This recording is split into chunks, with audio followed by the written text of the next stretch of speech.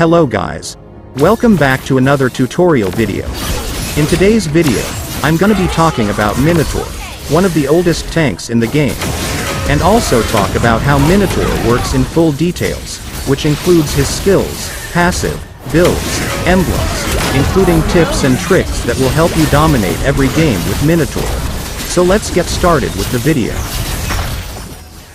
Welcome to Mobile Legends! Currently, Minotaur is one of the best tanks in the current meta. Among all tanks, he is unique due to the rage meter, where inflicting and taking damage allows him to enter a rage mode where he gains bonus stats and unleashes game-changing skills. He can also heal his teammates, which makes him 10 times better. Minotaur's main utility is that he is a teamfight tank. And as always, in order to master a hero, you must understand how their passive works, so let's start with his passive. With the help of his passive, whenever you use your skills to stun or damage an enemy hero, he will reduce their hybrid defense by 5 for a couple of seconds. And when you heal your teammates with a skill, you will also increase their hybrid defense to 5 for a couple of seconds. These effects are doubled when he enters his enraged state. Minotaur's passive ability is what makes him an incredible utility tank support, as it offers a buff to his teammates and a debuff to enemies. His passive is among the very few abilities in the game that affect a unique stat called hybrid defense, which refers to a combination of physical and magical defense. And that is how his passive works. You just need to use your skills on the enemies and their hybrid defense will be reduced by 5. Now, let's talk about his first skill. With the help of his first skill, Minotaur jumps to a target location, dealing 280 physical damage to enemies in the area and briefly knocking them airborne. And the enemies that got hit by his first skill will be slowed by 40%, all while enhancing his basic attacks to deal physical damage based on a percentage of his total HP for 2 seconds. Use this to initiate teamfights or back away from the enemy. When invading the jungle camps, use this to disrupt the enemy jungler by timing your jump when the creep is about to die.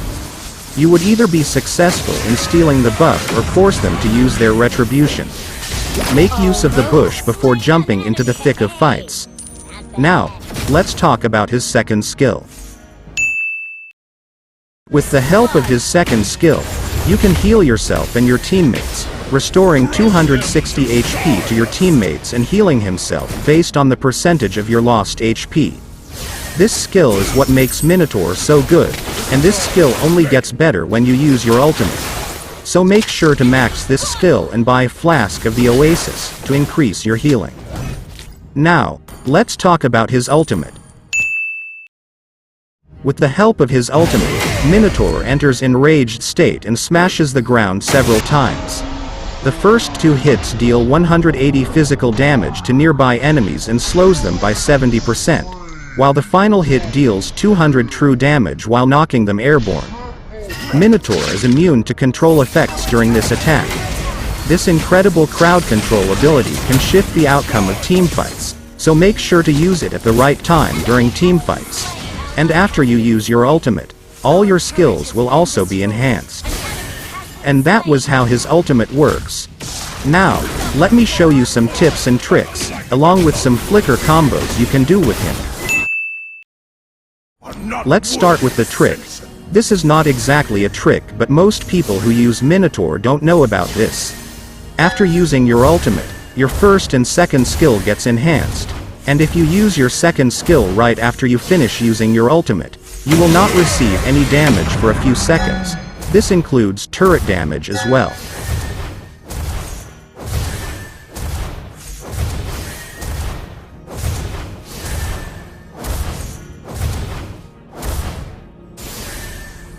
Now, let me show you some flicker combo you can do with him. Let there be soul. Legendary double kill.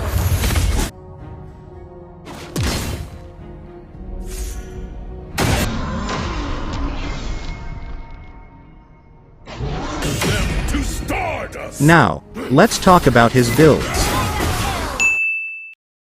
Since you will spend most of your time in the front line in teamfights, your item build should be focused on durability and a degree of utility. After boots, get Dominance Ice as early as you can, to improve your physical defense and a little bit of your mobility. You will also benefit from the item's unique passive, namely Lifebane, which reduces the enemy's HP regen, and Arctic Cold, which reduces nearby enemies' attack speed. And for his second item, build Flask of the Oasis. Outside of the additional magic power and HP provided by this item, its passive blessing improves the effects of his second skill tremendously. And for his third item, take Athena's shield or radiant armor to boost your magic defense. And after that, go for Antique Cuirass for more physical armor. And for his last item, you can choose between Oracle or Immortality. Oracle will increase your healing by 30%, while Immortality will grant you a second chance. I'd recommend you to buy Immortality only during the late game when the respawn time is long, as it's not the best item during the mid-game. Now, let's talk about his emblems. For his emblems, you can choose between the custom support and tank emblem. The tank emblem will provide you with plus 500 HP, and plus 8 hybrid defense, along with plus 4 HP regen. While the custom support emblem will provide you with plus 12% healing effect, 10% cooldown reduction, along with plus 6% movement speed. The custom support emblem will increase your second skill's healing by a lot. It will also decrease the cooldown of your skills by 10%, which is huge. All while the tank emblem will give you more HP and make you more durable, but it honestly depends on your emblem's level. If your tank emblem has a higher level compared to your support emblem, then go for the tank emblem. Just choose the emblem which has a higher level, because the higher the level of your emblem, the better it is. And for his talents, go for Agility for his first talent. It will provide you with 4% extra movement speed, which will be very helpful when playing a tank or roamer, as you need to constantly roam around the map and support your team. And for his second talent, go for Pull Yourself Together. This will reduce the cooldowns of battle spells and equipment's active skills by 15%. And for his core talent, go for Concussive Blast. It will deal 100 magic damage every time you hit an enemy with your basic attack. Now, let's talk about his battle spells. For his battle spell, Flicker is the best battle spell option for Minotaur. You can use this to set up both his ultimate and first skill to prevent enemies from dodging it. You can also use the spell to back away from sticky situations. But if you're looking to be more of a healer than a setup tank, a good battle spell choice is Revitalize. This adds another healing spell in your arsenal, which is really helpful during teamfights. Now, let's talk about how to use him in a game. During the early game, Minotaur is not very strong, so I'd suggest you to play him passively in early game, and tank objectives with the jungler and mage. He does not have much CC skill to save his allies during the early game. So giving map vision is better than tanking big teamfight head-to-head at this stage. And as always, start by helping your jungler, and then rotate to the gold lane or top lane, depending on the situation. In the lower ranks, the rotation might be different, and some people usually babysit their marksman till the mid-game. But in higher ranks, you need to constantly keep roaming depending on the situation, and that way, your teammates will definitely have an upper hand. In the early game, aim to get to level 4 before the first turtle appears.